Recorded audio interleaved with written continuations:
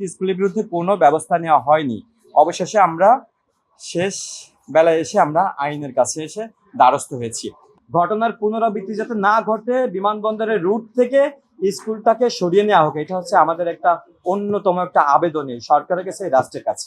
34, 35 Sunbit 1 চামচে 30+ বাসন পরিষ্কার। আমাদের অনেক অভিযোগ ছিল, কিন্তু অভিযোগ এখন পর্যন্ত বিগত যে সরকার ছিল সরকারের কাছে আমরা অনেক আবেদনও জানিয়েছি, কিন্তু এখন পর্যন্ত সরকার আমাদের কোনো কথাই শুনেনি।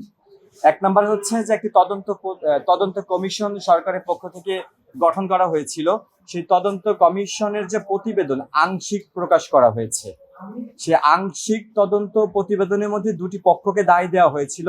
বলেছিল যে পাইলটের ত্রুটির কারণে হচ্ছে বিমানটা পড়ে যায়, আর দ্বিতীয় হচ্ছে যে এই স্কুলটা হচ্ছে অবৈধভাবে গড়ে তোলা হয়, এবং অবৈধভাবে মানে যে নিয়ম কানুন মেনে বিল্ডিং কোড, সে কোড না মেনে বিল্ডিংটা করার কারণে হচ্ছে হতাহতের পরিমাণ বৃদ্ধি পায়। হতাহত মানে হচ্ছে তাহলে কি নিহত বেড়েছে, আহত বেড়েছে, তার মানে স্কুল দায়ী।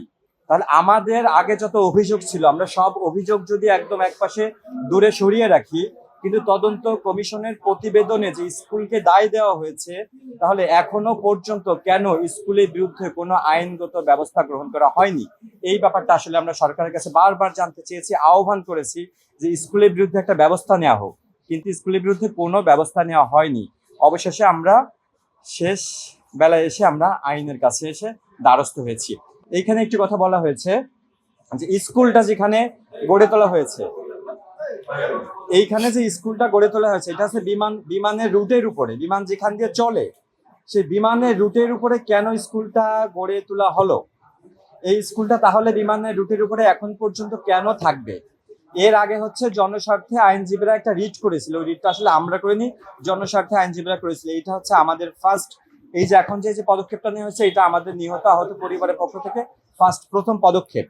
তো বিমানের রুটের উপরে এসে স্কুল কেন করবে, স্কুল এখানে কেন থাকবে, এটা আমরা আসলে জানতে চাই। আমরা চাই যে এখানে হয়তো বা বিমানের রুট থাকবে, না হয় স্কুল থাকবে, দুটোর একটা থাকবে। ক্ষতিপূরণের কথা বলা হচ্ছে, ক্ষতিপূরণ দিলে কি আসলে সব সমস্যার সমাধান হয়ে যায় নাকি? ক্ষতিপূরণ দিলে কি মানে আমাদের কি হবে? ক্ষতিপূরণে আমাদের কি হবে? ক্ষতিপূরণ তো এটা একটা রাষ্ট্রের জরিমানা, এটা একটা সরকারের জরিমানা। ক্ষতিপূরণের মধ্য দিয়ে আমাদের কোনো ক্ষতিপূরণ হবে না, এটা জরিমানা, এটা তো দিতেই হবে, এটা একটা আইনগত ব্যবস্থা।